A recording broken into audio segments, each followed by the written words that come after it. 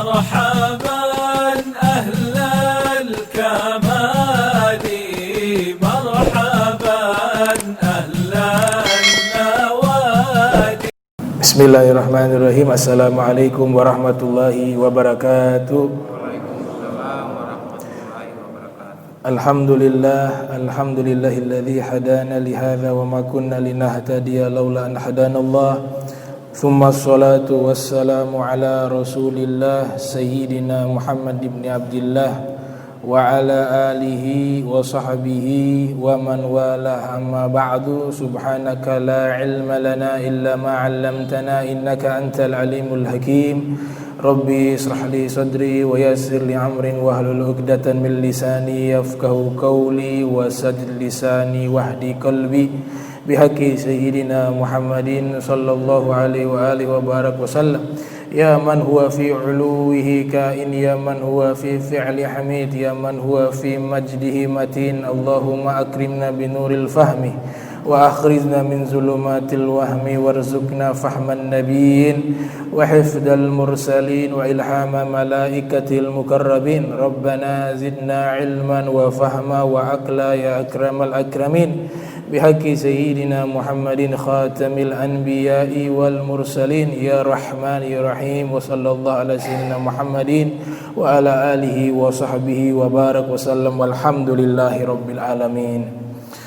Alhamdulillah, puji syukur kehadirat Allah Jalla wa'ala yang sampai saat ini kita masih diberikan nikmat sehat wal afiyah dan bisa kembali kita melanjutkan kajian kita yang sempat libur selama kurang lebih 3 bulan. Insyaallah ini kita akan istiqamah sampai mendekati daripada bulan suci Ramadan dan kita libur kembali. Maka kita minta kepada Allah Subhanahu wa taala, mudah-mudahan kita diberikan umur panjang, diberikan sehat wal afiyah, dijauhkan dari musibah wal bala, kemudian yang sakit disembuhkan oleh Allah Subhanahu wa taala bijahin nabi wa auliya wa salihin min masyariqil ardi wa magharibiha wa ila hadratin nabi. Al-Fatihah.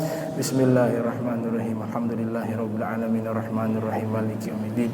Iyyaka na'budu wa iyyaka nasta'in ihdinas siratal mustaqim siratal ladzina an'amta 'alaihim ghairil maghdubi 'alaihim waladdallin. Amin.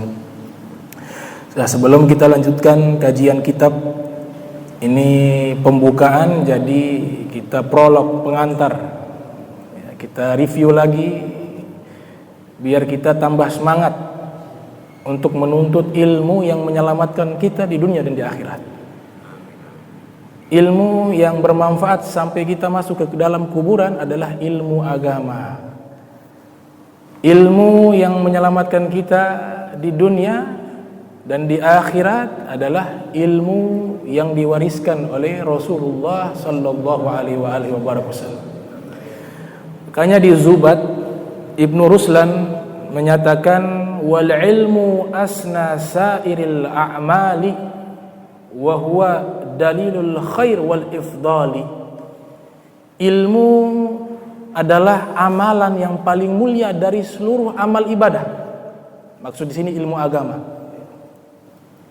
Wa huwa dalilul khair wal ifdali, karena ilmu agama, apalagi ilmu agama yang bersanad, yang bersambung sampai kepada Rasul sallallahu alaihi wasallam, dalilul khair, menunjukkan kepada kebaikan, wa ifdal, dan juga keutamaan.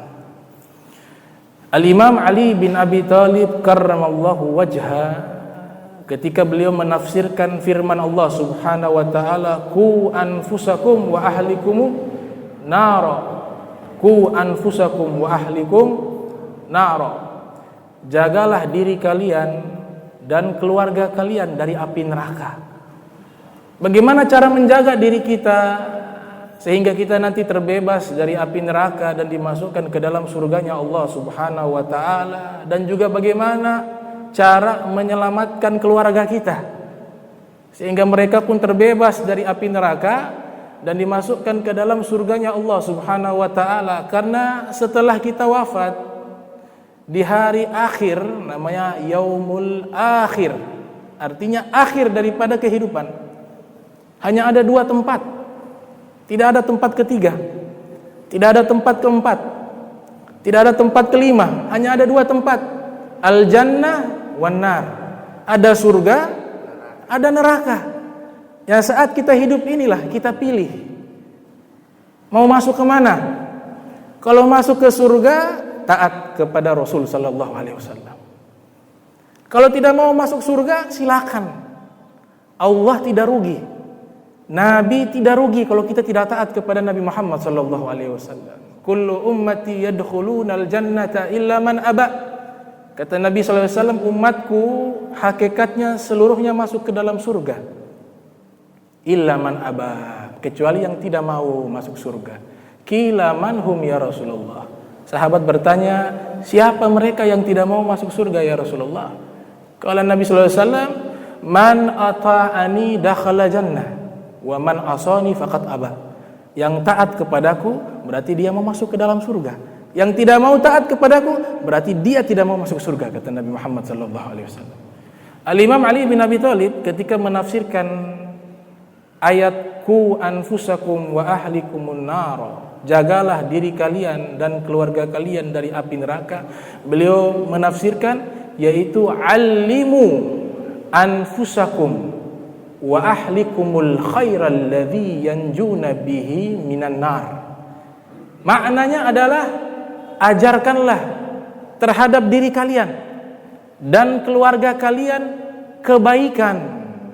Makna kebaikan di sini adalah ilmu warisan Nabi Muhammad sallallahu alaihi wasallam.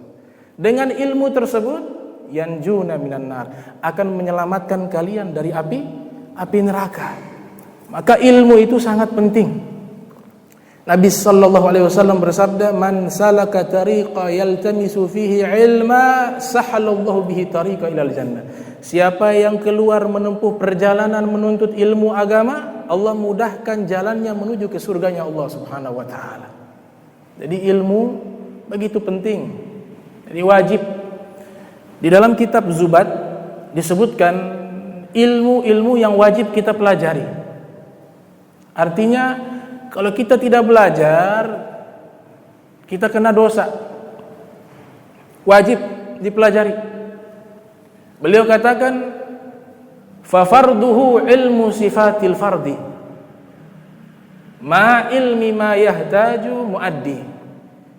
Ilmu yang wajib adalah ilmu sifatnya Allah, sifatil fardi.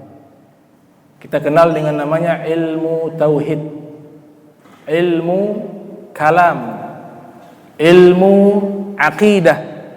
Kalau zaman dulu dinamakan ilmu iman, atau modern saat ini dinamakan ilmu teologi. Ini wajibnya tidak harus seluruhnya, tidak perlu mendalami. Bahkan sebagian ulama melarang. Tabahur wa tawaggal, tenggelam di dalam ilmu tauhid dilarang oleh Al-Habib Abdullah Al-Haddad. Kenapa? Karena ilmu tauhid kalau kita salah dalam memahami bisa keluar dari agama Islam. Bisa keluar dari agama Islam. Tapi kalau yang lain salah tidak keluar. Palingan kalau tidak sengaja diampuni oleh Allah Ta'ala. Tapi ilmu kalam begitu berbahaya. Maka kewajibannya itu disebutkan oleh Muhammad bin Ahmad Romli, Imam Romli. Jadi Imam Romli ini ada 2. Ada ayahnya namanya Romli Kabir, namanya Imam Ahmad. Kalau anaknya namanya Muhammad bin Ahmad Romli. Julukannya Asy-Syafi'us Shagir, Imam Syafi'i kecil.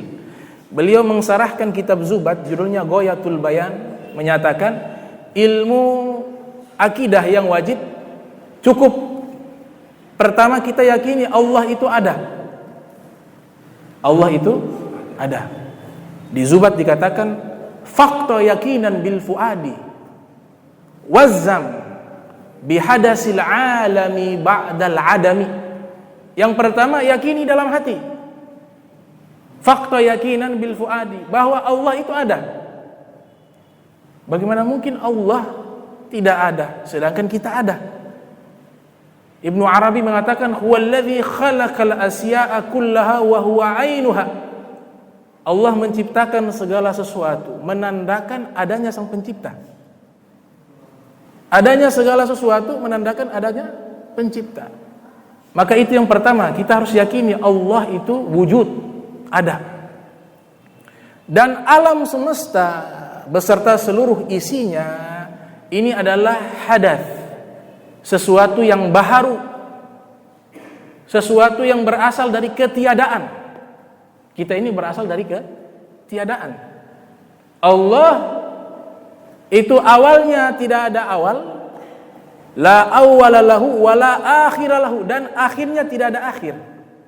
Berbeda dengan makhluk, awalnya dari ketidakadaan, maka akan sirna, akan fana. Itu yang pertama diyakini. Kemudian dikatakan juga, diyakini juga bahwa Allah Ta'ala, ini yang sebutkan Imam Romli, la jihatalah, Allah tidak berarah, Allah tidak ada di satu tempat, tidak ada di satu tempat. Kemudian beliau katakan la mustaqarran makanan wala jihatan, tidak ada arah, tidak ada tempat. Terus di mana? Wallahu alam. Yang pasti Allah itu ada. Karena ketika bertempat maka dia makhluk. Adapun ayat-ayat Al-Qur'an yang menyatakan Allah di arsy itu ditakwil oleh para salaf dan khalaf, para ulama terdahulu dan ulama mutaakhirin dan ulama khalaf. Dari kitab-kitab tafsir mereka mentakwil, karena ayat Al-Qur'an tidak semuanya maknanya tekstual. Ada yang ayat-ayatnya bersifatnya untuk ditakwil. Al-Qur'an ini isinya 9. Di dalam kitab Bejuri, Al-Imam Bejuri menyebutkan dalam syairnya, ala innamal Qur'anu tis'atu ahruf. Ketahuilah Al-Qur'an itu ada 9 substansi di dalamnya. Sa'unbika fi baiti syi'rin bila khalal. Saya akan sebutkan kepada kalian dengan syair yang tanpa ada cacat. Yang pertama, Al-Qur'an substansinya, isinya adalah halalun, menjelaskan hal-hal yang halal. Yang kedua, haramun, hal-hal yang haram. Yang ketiga, muhkamun, ayat-ayat muhkam. Yang keempat, mutasyabihun, ayat-ayat mutasyabiha. Yang kelima, basyirun, kabar gembira, yang taat tempatnya di surga. Yang keenam, nadhirun, peringatan. Yang ketujuh, qissatun, kisah, kisahkan para nabi, orang-orang soleh. Yang kedelapan, izatun, nasihat. Dan yang kesembilan, mathalun, perumpamaan. Itulah isi di dalam Al-Quran. Nah, di situ disebutkan mutasyabihun, ada isinya berupa mutasyabihun, makna yang tidak konkret, tidak bisa dijelaskan secara tekstual. Namanya mutasyabihun, nggak bisa dimaknakan secara tekstual. Kemudian harus diartikan dengan ilmu. Mutasyabihun. Contoh di sini saya kumpulkan karena di kitab Jawahirul Kalimi, ini kitab tauhid. Ini kita urutkan ilmu yang paling penting. Yang pertama tauhid, tapi tidak perlu terlalu dalam. Cukup dia punya sifat 20, yakin Allah ada, selesai, gugur kewajiban. Allah tidak berarah, Allah tidak menempati tempat, Allah tidak turun berjalan di dunia dan menyerupai sifat-sifat makhluk. Ini harus diyakini dulu. Itu bisa dilihat di kitab Zubat. Dikatakan faqta yakinan bil fuadi wazim bihadatsil alami ba'dal adami. Yakini dalam hati bahwa Allah itu ada dan selain Allah adalah makhluk berasal dari ketidakadaan. Ahdatsahu la li ihtiyaji ilah. Menciptakan, Allah ciptakan ini makhluk. Masih wallah, namanya alamin.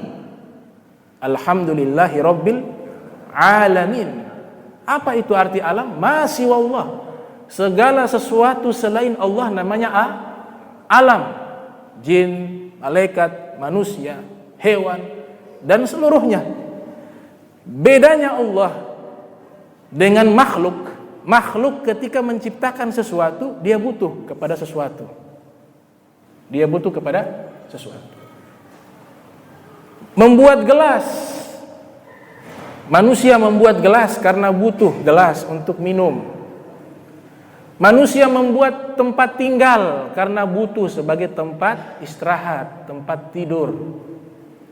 Manusia menciptakan pakaian karena butuh untuk menutup aurat, untuk menjaga tubuhnya tidak kena cuaca yang dingin dan panas dan seterusnya. Manusia butuh kepada makanan, manusia butuh kepada minuman. Kalau menciptakan segala sesuatu, makhluk butuh. Berbeda dengan Allah. Ahdatsahu la li ihtiyaji ilah.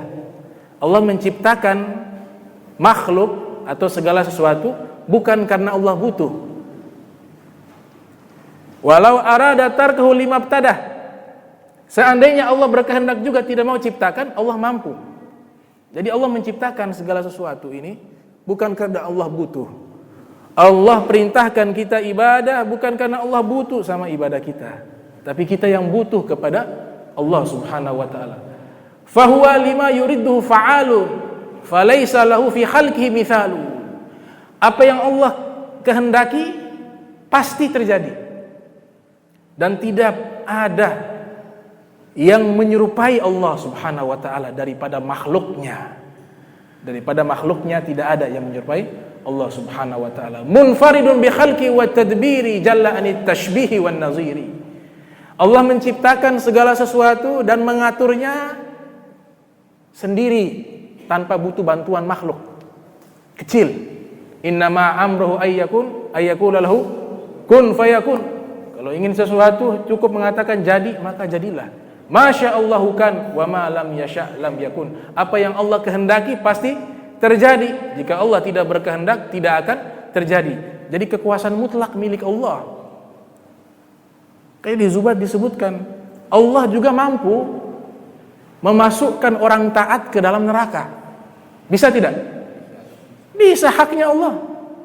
Dia taat ahli ibadah, tapi Allah bilang, saya masukkan ke neraka. Bisa. Menunjukkan apa? Kita masuk surga hakikatnya bukan karena amal, tapi rahmatnya Allah Subhanahu wa taala. Dan Allah tidak ada kata harus. Karena dia taat, karena dia baik, Allah harus memasukkan ke dalam surga. Tidak ada kata kewajiban bagi Allah. Wa ma 'alal ilahi syai'un yajib. Tidak ada kata wajib bagi Allah. Wajib. Sebaliknya orang maksiat Allah masukkan ke surga, bisa. Cuma ditambah syairnya oleh Imam Ibn Ruslan, tapi Allah punya sifat adil. Mustahil orang yang maksiat kemudian Allah masukkan ke surga, orang yang taat Allah masukkan ke dalam neraka. Allah punya sifat adil. Sifat adil ini sifatnya Allah. Tapi di sini menunjukkan Allah punya kekuasaan mutlak. Kekuasaan yang mutlak. Ini namanya prolog ilmu tauhid. Keyakinan lagi, kita harus yakini Allah Ta'ala tidak butuh kepada tidur. Tidak tidur, tidak mengantuk. Jangankan Allah, malaikat. La nauma lahum wala syurba lahum wala akla lahum. Dalam kitab Aqidatul Awam dikatakan malaikat tidak makan, tidak minum, tidak tidur. Malaikat, itu malaikat. Bagaimana Allah Subhanahu wa taala? Jalla ani tashbihi wan naziri, tersucikan dari penyerupaan dan tandingan. Enggak ada bisa ditandingi, diserupakan, diimajinasikan juga tidak bisa. Maka ayat-ayat yang bersifat mutasyabihat itu ditakwil.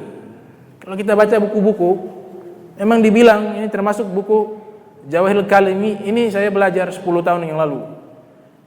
Ini kitab tauhid yang menyatakan bahwa mazhab takwil dengan tafwid.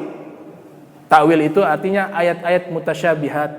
Misalnya disebutkan Allah punya muka. Kullu syai'in halikun illa wajhahu. Segala sesuatu binasa kecuali mukanya. Yadullah fauqa aidihim. Tangan Allah ada di atas tangan mereka. Dan seterusnya yang menyebutkan anggota-anggota tubuh. Ada kelompok namanya mujassimah, mereka menyerupakan Allah dengan makhluk. Jadi ulama salaf di kitab ini menyatakan memang takwil itu dilakukan oleh ulama khalaf atau mutaakhirin. Kalau takwil ulama salaf tidak lakukan. Mereka tafwid. Tafwid itu cukup diimani, tidak perlu dibahas, tidak perlu dikaji. Percaya, sudah, tidak dibahas lagi. Seperti Imam Malik ketika ditanya, "Tsumma stawa 'alal arsy", itu maksudnya apa? Allah bersemayam di atas arsy. Menurut redaksi teksnya mereka, mujassimah. Imam Malik mengatakan, al-istiwa, bersemayam itu ma'lum, sudah terkenal. Wal kaif majhul, tapi caranya tidak bisa diketahui. Wal imanu bihi wajib, percaya dengan ayat tersebut hukumnya wajib. Was-su'alu anhu bid'ah, bertanya tentang masalah tersebut bid'ah, kata Imam Malik bin Anas. Itu namanya tafwid. Tapi saya kumpulkan, ternyata takwil itu jauh lebih banyak dilakukan oleh ulama salaf. Takwil itu metode memahami ayat-ayat yang sulit dipahami. Bukan hanya alasannya agar kita salah paham, tidak. Tapi memang Al-Quran itu, setiap lafaz dalam Al-Quran itu pasti punya arti. Gak mungkin Allah taruh terus dibilang, sudah gak usah ditafsir, tidak usah ditakwil. Sedangkan kata-kata takwil itu ada di dalam Al-Quran, ada di dalam hadis Nabi Muhammad sallallahu alaihi wasallam. Ini saya sebutkan dengan tahun-tahunnya. Ini saya tulis. Qala Allah Ta'ala, "Inna anzalnahu Qur'anan Arabiyya la'allakum ta'qilun." Ini surat Yusuf ayat 2. Apa kata Allah Ta'ala berfirman? Sesungguhnya kami telah menurunkan Al-Quran menggunakan bahasa Arab. La'allakum ta'qilun, agar kalian bisa berfikir. Artinya Allah sudah pilih bahasa nih, bahasa terbaik di dunia ini, bahasa Arab. Allah pilih bahasa terbaik ini, tujuannya apa? Kenapa yang dipilih bahasa Arab, tidak bahasa yang lain? Nah, kalau belajar bahasa Arab baru bisa tahu. Bahasa Arab ini kaya kosakata. Seluruh bahasa yang ada di dunia dengan bahasa Arab, kosakata bahasa Arab itu jauh lebih lengkap dan komplit. Bisa dibayangkan di dalam kitab Lisanul Arab, kamus komplit tentang bahasa Arab, juga Al-Qamus Al-Muhit, itu menyebutkan rambut ini setiap helainya bahasa Arabnya ada. Rambut, ini namanya apa, ini namanya apa. Bisa bayangkan rambut sebanyak ini punya nama. Ada seorang ulama namanya Abi Syakh, ia mengarang tafsir tentang surat Al-Fatihah. Surat Al-Fatihah dibahas dari sisi bahasanya, dari sisi balaghahnya, dari sisi bayannya, dari sisi ma'aninya. Itu surat Fatihah beliau tuntaskan tafsirnya dari sisi bahasa dan seterusnya 1000 jilid. Surat Fatihah saja 1000 jilid. Satu jilidnya 700 lembar. Itu baru surat Al-Fatihah. Ada 114 surat di dalam Al-Quran. Artinya Allah pilih bahasa Arab sebagai bahasa Rasul sallallahu alaihi wasallam, karena Nabi terlahir dari bangsa Arab menggunakan bahasa Arab. Al-Quran juga Allah pilih bahasa Arab. Bahasa penghuni surga juga bahasa Arab. Wahyu Allah yang bisa menerjemahkan wahyunya Allah hanya bahasa Arab. Selain kosakatanya banyak, bahasa Arab memiliki kelebihan, keindahan di dalam pengucapan vocabulary-nya, letterlock-nya, huruf-hurufnya. Ada do, ada ha, ada kho, ada so, ada ja, ada za, ada za. Ini hanya ada dalam bahasa Arab. Bahasa Indonesia, bahasa Melayu gak ada. Mana mungkin bahasa Melayu apa kabar atau kol-kolah, bagaimana kabar, kan gak ada. Hanya ada dalam bahasa Arab. Itu keunikan bahasa Arab. Dan luar biasa bahasa Arab ini, Al-Quran dibaca dengan tajwid.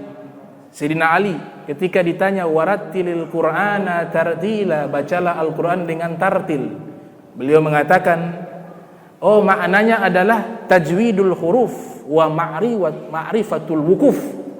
Maknanya adalah memperbagus bacaan huruf dan mengetahui tempat-tempatnya wakaf, berhenti. Itu ucapan Sayyidina Ali. Sehingga Al-Quran itu kalau dibaca dengan tajwid, apalagi yang memiliki suara yang baik, dan juga ada irama-irama dalam membaca Al-Quran, itu terasa indah, nikmat. Yang tidak tahu artinya pun bisa merasakan getaran tersebut. Itu hanya dimiliki oleh bahasa Al-Quran. Makanya musabaqah tilawatil Quran, para qori, coba lihat ngajinya enak, karena ini bahasa yang dipilih oleh Allah Subhanahu wa ta'ala, bukan sembarangan. Allah yang pilih. Ini Allah nyatakan di surat Yusuf, kami turunkan Al-Quran bahasa la'allakum ta'qilun, dengan bahasa ini kalian bisa berfikir. Makanya setiap daripada makna-makna dalam Al-Quran, setiap susunan-susunannya, bahkan setiap titik-titiknya itu memiliki makna, memiliki arti. Termasuk tentang ayat-ayat mutasyabihat, ayat-ayat yang seakan-akan menyerupai makhluk, tapi maknanya bukan itu. Di sini saya katakan dalam hadis, Rasul bersabda sallallahu alaihi wasallam, likulli ayatin zahirun wa batinun wa haddun wa matla. Setiap ayat ada yang maknanya zahir, kata Nabi. Rasul yang bersabda. Setiap ayat Al-Quran ada yang maknanya zahir. Tanpa kita tafsirkan dan takwilkan, itu sudah paham. Aqimis sholatah, dirikanlah sholat. Oh sudah, sholat. Makna sholat apa? Sholat 5 waktu, sholat sunnah. Ini paham, namanya zahir. Makna zahir. Tapi Al-Quran juga kata Nabi ada batin, ada makna batin, bukan tekstual. Contoh di sini, Allah Ta'ala berfirman di surat Asy-Syu'ara ayat 215, wahfid janahaka limanittaba'aka minal mu'minin.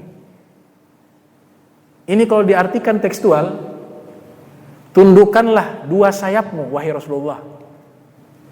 Tundukkanlah 2 sayapmu kepada orang-orang yang mengikuti engkau dari kalangan orang-orang beriman. Kira-kira paham tidak? Tundukkanlah 2 sayap.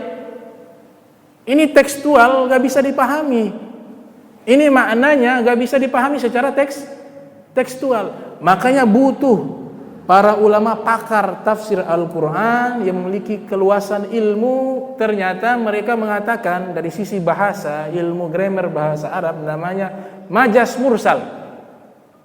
Jadi maknanya tunduklah sayap itu maknanya ay tawadhu, rendah hatilah wahai Rasulullah. Allah perintahkan kepada Nabi Muhammad SAW, rendah hatilah kepada orang-orang yang mengikuti engkau dari kalangan orang-orang beriman. Kalau tekstual, tundukkanlah sayapmu, kayak burung. Sayap gak bisa, akal gak bisa pahami. Maka ini namanya makna yang butuh ditakwil, butuh ditafsir.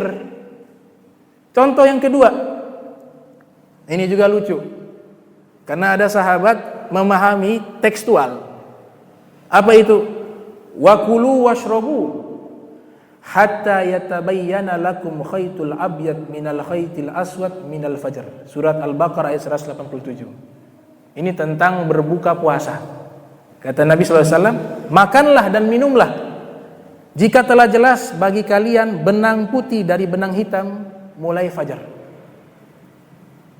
Benang putih. Ada satu sahabat pas ayat ini turun, pulang ke rumah dia ambil benang putih, benang hitam. Dia tunggu mau berbuka puasa, bukan lihat itu matahari tenggelam, tapi dilihat benang. Dia bilang, ini kapan bukanya lihat benang putih dan hitam ada?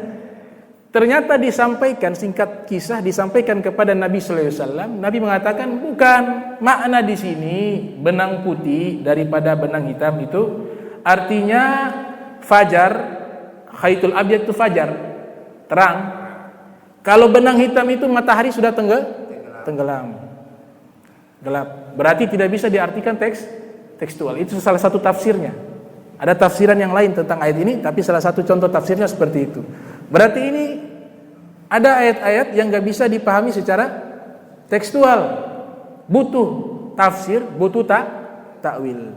Nah sekarang ayat-ayat mutasyabihat juga sama kasusnya dengan ayat-ayat seperti ini, gak bisa diartikan secara tekstual. Contoh di sini Allah Ta'ala menyatakan takwil itu bisa dipahami oleh rasikhuna fil ilm, orang-orang yang mantap di dalam ilmu. Di sini yang mantap dalam ilmu, rasikhuna fil ilmi, Allah sebutkan hanya 2 kali dalam Al-Quran. Artinya memang sedikit jumlah mereka, orang-orang yang mantap di dalam memahami takwilan Al-Quran, itu sedikit.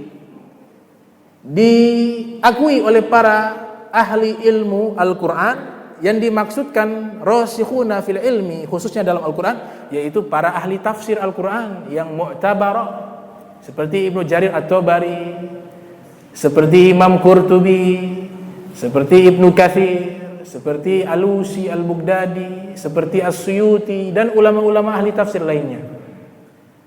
Di sini Allah Ta'ala berfirman, wa ma ya'lamu ta'wilah illallah. Tidak ada yang tahu takwil Al-Quran kecuali Allah. Tapi dilanjutkan, warasikhuna fil ilm, dan juga orang-orang yang mantap di dalam ilmu, mereka tahu takwilnya. Berarti ada kecuali.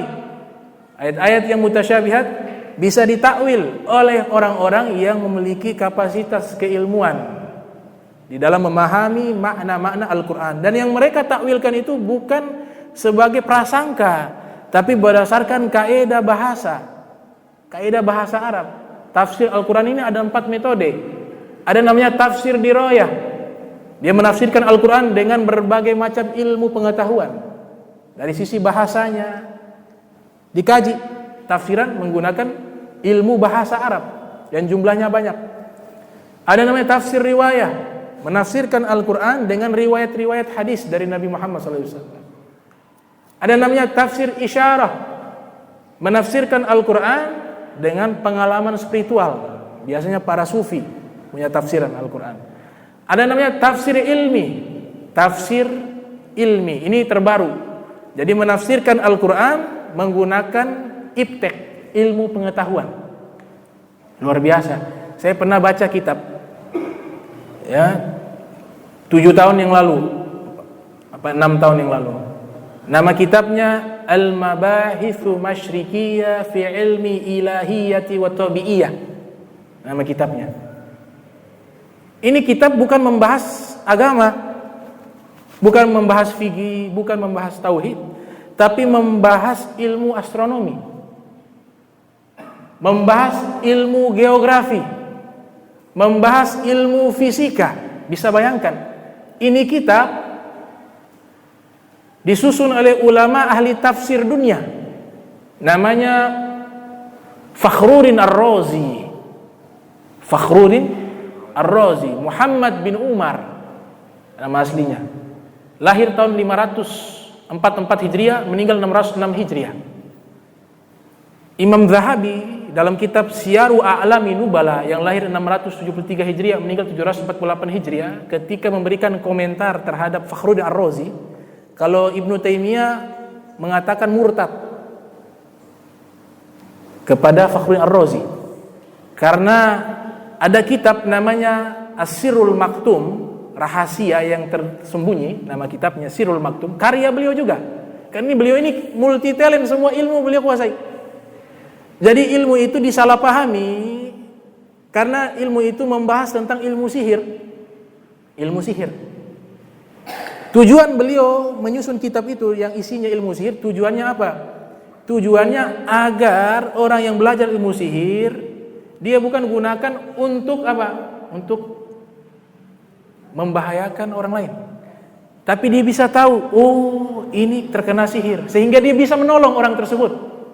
Jadi ahli ilmu sihir bukan untuk praktek ilmu sihir, tapi biar bisa tahu, sehingga dia bisa menolong orang-orang yang terkena sihir. Maka beliau mengarang kitab itu tentang sihir, namanya Sirrul Maktum. Dan itu dalam Al-Quran, malaikat, nama siapa malaikat? Harut wa Marut di surat Al-Baqarah, di Babilonia, di Irak.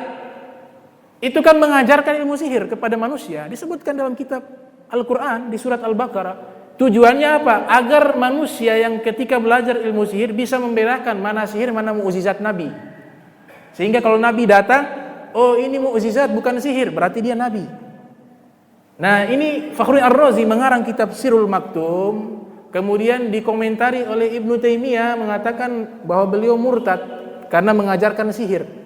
Padahal dijelaskan oleh Imam Zahabi bahwa Fakhruddin Ar-Razi mengarang kitab sihir bukan untuk mengajarkan orang ilmu sihir, tapi agar orang bisa antisipasi jika ada sihir, bisa menolong. Oh, ini terkena sihir, sehingga dia tahu ini seperti ini pengobatannya dan seterusnya. Nah, ini zaman dulu seperti itu, ulama ada ikhtilaf. Tapi Zahabi mengatakan dengan pujian yang sangat luar biasa. Imam Zahabi ini sejaman dengan Ibnu Taimiyah, bahkan Az-Zahabi belajar juga kepada Ibnu Taimiyah, akan tetapi gurunya banyak, ada ratusan lebih. Az-Zahabi artinya emas, tukang emas. Nama aslinya Ahmad bin Muhammad, lahir 673 Hijriah, meninggal 748 Hijriah di Damaskus. Beliau dinamakan Zahabi, tukang emas, karena yazinur rijal kama yazinul jauhar zahab. Bisa menimbang-nimbang dan menyeleksi para periwayat hadis sebagaimana tukang emas punya keahlian bisa menimbang emas. Jadi beliau tahu nih rawi-rawi periwayat siapa-siapa nih. Oh, ini bohong, oh ini thiqat, oh ini adil, oh ini tamamud dhabit. Beliau ketahui satu persatu. Namanya Zahabi. Apa yang beliau puji kepada Fakhruddin Ar-Razi? Beliau katakan Al-Alamatul Kabir. Fakhruddin Ar-Razi adalah Al-Alamatul Kabir. Apa tuh Al-Alama? Ini juga gelar terlalu murah diberikan zaman sekarang. Ini gelar mahal. Al-Allamah itu artinya apa? Kasratul ulum. Orang yang menguasai banyak ilmu. Bukan hanya ilmu agama, tapi ilmu-ilmu lainnya. Baru diberikan Al-Allamah di zaman dulu. Cuma sekarang degradasi, ada penurunan. Sehingga diberikan gelar Al-Allamah dengan mudahnya. Padahal Al-Allamah itu menguasai seluruh ilmu agama dan ilmu-ilmu lainnya. Makanya Fakhruddin Ar-Razi beliau ahli juga dalam ilmu astronomi, fisika, ilmu biologi, kemudian juga ilmu geografi. Ya, kitabnya saya baca langsung, bukan saya baca judulnya, bukan. Saya baca sampai habis kitabnya. Namanya Al-Mabahithul Masyriqiyah fil ilmi uluhiyah, ilahiyah wa tabi'iyah. Al-Allamatul Kabir dzu funun. Alim besar, dzu funun, menguasai berbagai cabang ilmu. Dzu funun. Kemudian dikatakan juga Kabirul Azkiya. Beliau adalah termasuk orang yang sangat cerdas.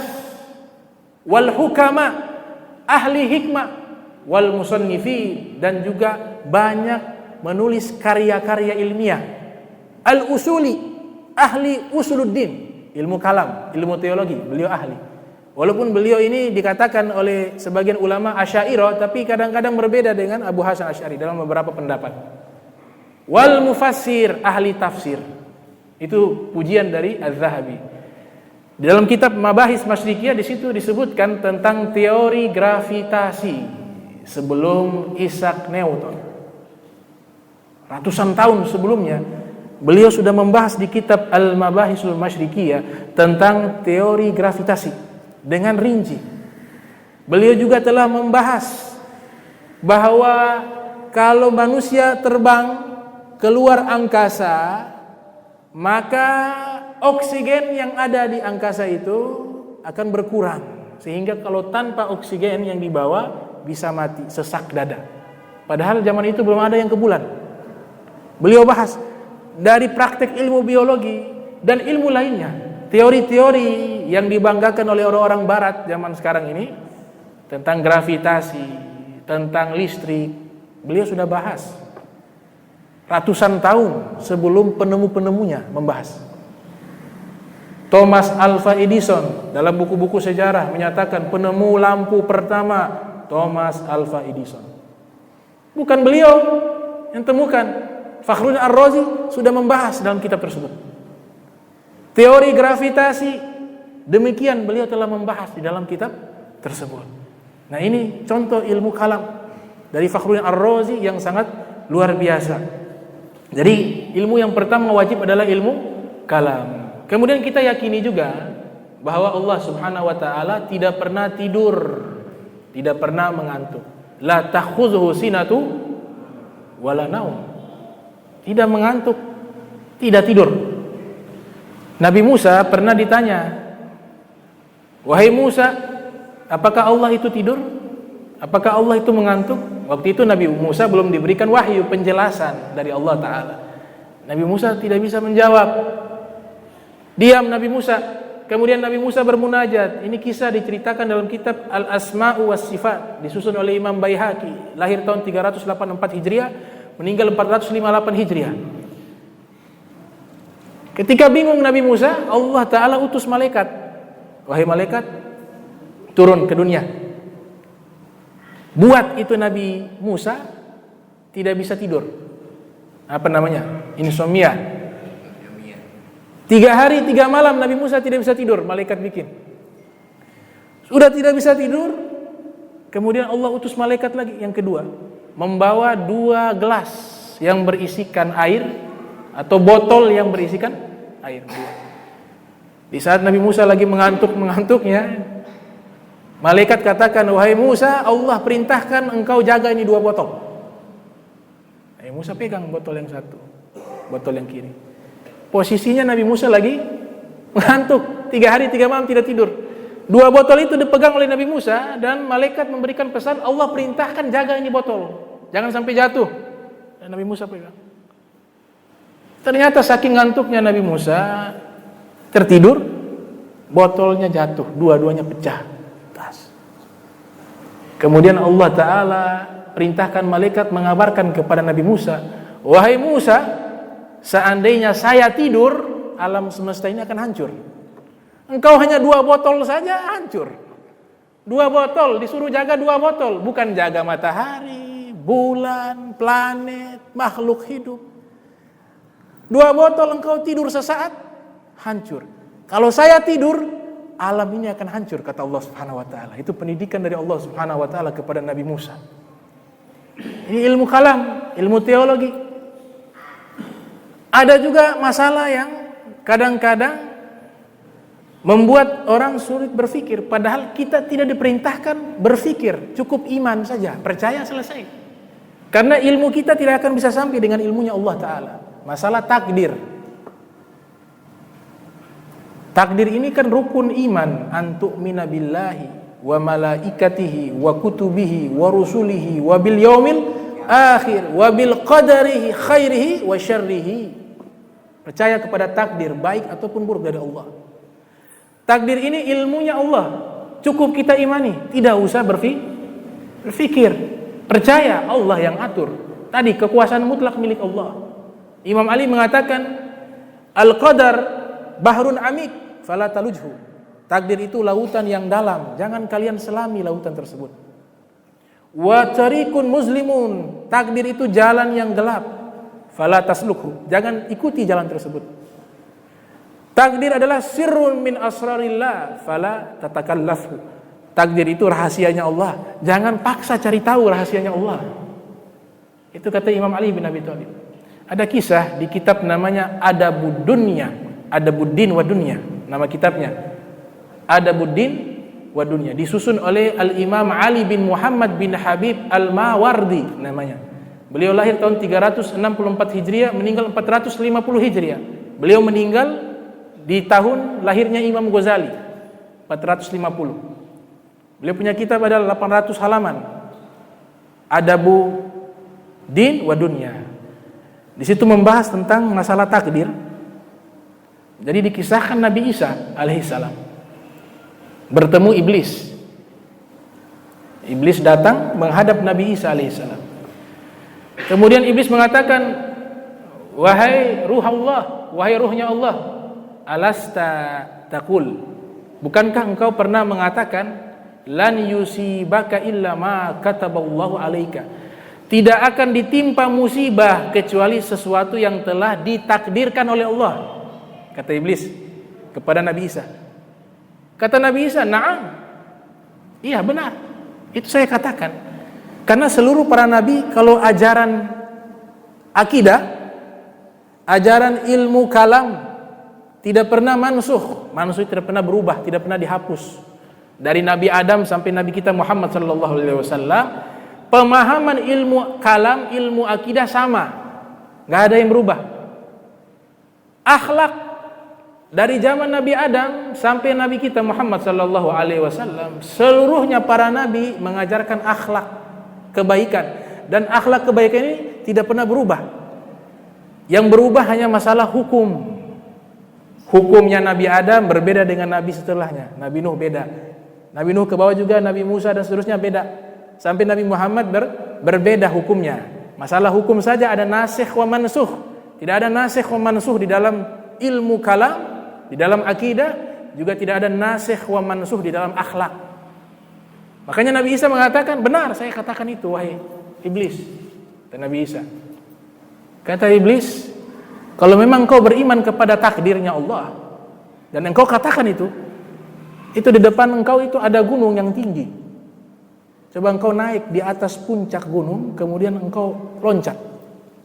Kalau memang Allah tidak takdirkan engkau mati, engkau tidak akan mati. Itu kata iblis kepada Nabi Isa. Karena engkau katakan kalau Allah takdirkan ajal engkau mati, engkau mati. Illa taslam. Tapi kalau Allah tidak takdirkan, engkau selamat. Jadi coba naik ke atas puncak, loncat.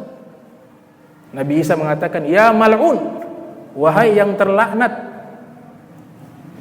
inna lillah an yakhtabira ibadah walaysa lil 'abdi an yakhtabira rabbah. Wahai yang terlaknat, kita ini hambanya Allah. Allah yang ciptakan kita. Tidak pantas seorang hamba menguji Tuhan. Tapi yang pantas Tuhan menguji kepada hamba. Bisa paham maknanya ya? Jadi Allah yang atur itu takdir. Jangan kita atur-atur Allah. Allah yang atur. Maka iblis langsung hilang dari pandangannya Nabi Isa alaihissalam. Nah ini prolog daripada ilmu kalam, ilmu teologi. Dan kemudian kalau ilmu teologi sudah, baru beralih ke ilmu yang berikutnya. Ma ilmi ma yahtajul muaddi. Ilmu yang wajib setelah ilmu kalam adalah ilmu fikih. Ilmu yang berkaitan tentang ibadah kita sehari-hari, salat kita, wudu kita. Fa farduhu ilmu sifatil fardi ma ilmi ma yahtajul muaddi. Min fardi dinillahi fid dawami katuhri was salati was siyami. Ilmu fikih. Rasul sallallahu alaihi wasallam beliau mengatakan dalam hadis yang sahih, man yuridullahu bihi khairan yufaqihu fid din. Siapa yang Allah inginkan kebaikan, Allah berikan ia paham terhadap agama. Kata Abdul Hadi Al-Kharsa, seorang ulama di Suriah, mengatakan makna paham di sini adalah 4 ilmu, yaitu ilmu akidah. Yang kedua adalah ilmu ibadah. Yang ketiga ilmu muamalah. Yang keempat ilmu akhlak. Kalau kita analisa ayat Al-Quran dan hadis-hadis Nabi, urutan ilmu ini sama persis dari zaman dulu. Coba perhatikan surat Luqman di ayat 13 sampai 19. Wa iz qala Luqmanu li ibnihi wa huwa ya'idhuhu ya bunayya la tusyrik billah inna syirka la dzulmun adzim. Nasihat Luqman ini hidup di zaman Nabi Daud. Wahai anakku, jangan syirik kepada Allah. Di bawahnya wasainal insan biwalidayhi hamalathu ummuhu wahnan ala wahnin wa fisaluhu fi amain washkuruli wali walidayhi ilayya masir. Di bawah rentetan ini masih berkaitan tentang ilmu teologi, ilmu akidah. Ya bunayya fa innaha takun ya habbatan min khardalin fatakun fi sakhratin aw fis samawati aw fil ardi ya'ti biha Allah innallaha latifun khabir. Wahai anakku, kalau ada biji sawi berada di satu batu, atau biji sawi ini ada di langit atau ada di bumi, ya'ti biha Allah, Allah tahu itu semua. Berarti ilmu apa nih? Ilmu teologi, ilmu akidah, ilmu keimanan yang pertama. Setelah ilmu keimanan diajarkan, Luqman mengatakan kepada anaknya, ya bunayya aqimis sholata. Wahai anakku, dirikanlah sholat. Ilmu apa? Ilmu fikih. Ilmu fikih. Aqimis sholata wa'mur bil ma'ruf wanha 'anil munkar wasbir 'ala ma asaba. Sabar kalau ditimpa musibah.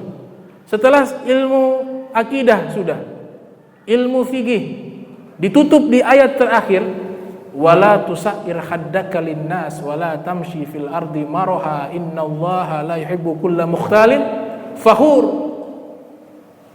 Kalau jalan, kalau menghadap kepada manusia, jangan palingkan wajahmu kepada mereka. La tusair haddaka linnas wala tamshi fil ardi maraha, jangan berjalan di muka bumi dalam keadaan sombong. Innallaha la yuhibbu kulla mukhtalin fakhur. Allah paling benci kepada orang yang sombong lagi congkak. Allah benci. Ilmu apa? Ilmu akhlak. Hadis Nabi SAW riwayat Imam Bukhari dari Abi Hurairah. Kalau riwayat Muslim dari Sayyidina Umar bin Khattab, malaikat Jibril datang tanya, apa itu Islam? Dijawab sama Nabi. Apa itu iman? Dijawab sama Nabi. Apa itu ihsan? Dijawab sama Nabi. Apa itu tanda-tanda hari kiamat? Atau apa itu kapan itu hari kiamat? Nabi tidak menjawab, tapi memberitahukan alamat-alamat hari kiamat. Urutan ini di Sahih Bukhari berbeda. Riwayat Abu Hurairah dalam hadis Sahih Al-Bukhari, malaikat Jibril datang tanya, mal iman? Iman itu apa? Iman kamuka. Ilmu apa iman? Akidah. Setelah iman, mal Islam? Apa itu Islam? Ilmu apa? Ilmu fikih, ilmu ibadah. Terakhir, mal ihsan? Apa itu ihsan? Ilmu akhlak, ilmu tasawuf. Jadi metodologi ini sama dari sejak dulu sampai zaman Nabi Muhammad sallallahu alaihi wasallam. Makanya ilmu fikih ini hukumnya wajib. Terakhir saya sampaikan, ada di dalam kitab Adabuddin wa Dunya itu Rasul SAW bersama sahabat masuk ke masjid. Kemudian di saat itu ada 2 halaqah, ada 2 perkumpulan. Nabi katakan, ini dua-duanya bagus perkumpulan. Nabi katakan, kila majlisaini ala khair. Kedua-dua majlis ini baik. Tapi ahaduhuma ahabbu ilayya min sahibih. Nabi katakan, tapi di antara 2 majlis ini ada yang paling saya suka. Di antara kedua ini ada yang saya lebih suka. Nabi katakan, fahaula, ini majlis yang pertama, mereka yazkurunallah wa yas'aluna, sedang zikir kepada Allah, sedang meminta kepada Allah. Bagus. Insyaallah fa insyaallah a'tahum wa insya'a mana'ahum. Kalau Allah berkehendak, Allah kasih apa yang mereka minta. Jika Allah tidak berkehendak, Allah tidak berikan kepada mereka. Tapi yang mereka ini majlis kedua, ya fayata'allamuna fiqha, mereka belajar ilmu fikih. Wa yu'allimunal jahila, mengajarkan kepada orang yang tidak tahu. Wa innama bu'istu mu'allima, saya diutus sebagai guru yang mengajar. Fajalasa Rasulullah SAW ila ashabil fiqih. Kemudian Nabi duduk bersama orang yang lagi belajar ilmu fikih. Nabi memilih ilmu fikih karena ilmu tadi sangat penting. Jangan sampai waktu bertambah, 1 hari pengetahuan kita tidak bertambah, rugi. Kalau boleh setiap waktu bertambah pengetahuan kita terhadap agama, terhadap ibadah kita, terhadap ilmu hukum agama kita, kalau boleh setiap hari sekali bertambah, 1 bertambah. Jangan tidak bertambah. Umur ini kalau dipakai mau belajar semua ilmu tidak cukup. Wal umru fi tahsilil kulli ilmin yaksuru minhu fabda bil aham fadzalikal fiqhu fa innahu ma la ginan fi kulli alin anhu. Umur kalau dipakai untuk seluruh ilmu kita raih, maka umur tidak cukup. Maka carilah ilmu yang sangat penting, yaitu ilmu fikih. Karena ilmu ini dibutuhkan di setiap harinya untuk kita ibadah kepada Allah Subhanahu wa taala. Singkat cerita, terakhir dulu di Hadramaut ada orang buta. Jadi setiap pekan beliau jalan kaki, dituntun sama cucunya seorang anak perempuan yang masih kecil. Dituntun jalan kaki berkilo-kilometer hanya untuk mencari ilmu. Sampai di majlis ilmu didengar itu ulama mengajar, ini dia dengar, sudah hanya dengar 1 ilmu saja. Ayo kita pulang. Kata cucunya, wahai kakek, ini kita baru sampai, kenapa suruh pulang? Kata kakeknya, sudah, saya punya prinsip yang penting 1 hari dapat 1 ilmu baru, saya pulang. Itu 1 ilmu baru saya pulang. Sudah pulang. Waktu berjalan lagi, berangkat lagi. Di tengah jalan nih sang kakek bilang kepada cucunya, saya mau buang air kecil, mau kencing. Ya, cucunya bilang, sudah cari tempat. Ya. Dikasih tuntun di tempat, di situ satu tempat, ternyata tanahnya ini padat. Ini sang kakek sudah mau buang air kecil, cucunya teriak, kek, jangan dulu kencing. Ambil kayu, tanah itu ditusuk-tusuk dulu. Iya. Sudah boleh sekarang. Kata kakek, kenapa engkau? Apa yang kau lakukan? Enggak, ini tanah ini kalau kencing jangan di tempat yang padat. Karena cucunya juga sering ikut majlis karena mengantar kakeknya. Cuma kakeknya mungkin tidak memperhatikan penjelasan tersebut sehingga cucunya yang beritahu. Cucunya mengatakan, ini kalau tanah keras kencing nanti percikan. Kencing mengenai sarung, najis, tidak sah salat. Oh, saya dapat satu ilmu. Jadi harus ditusuk-tusuk. Iya, harus ditusuk-tusuk. Oh, kalau gitu kita pulang sudah. Kenapa? Sudah dapat satu ilmu baru. Pulang. Itu lihat. Jadi dia prinsipnya sederhana. Setiap hari bertambah ilmu. Insyaallah nanti kita lanjutkan lagi pertemuan berikutnya. Subhanaka bihamdika asyhadu an la ilaha illa anta astaghfiruka wa atubu ilaik. Wa sallallahu alaihi wasallam Muhammadin wa ala alihi wa sahbihi wa barik wasallam. Wa lakum wassalamu alaikum warahmatullahi wabarakatuh.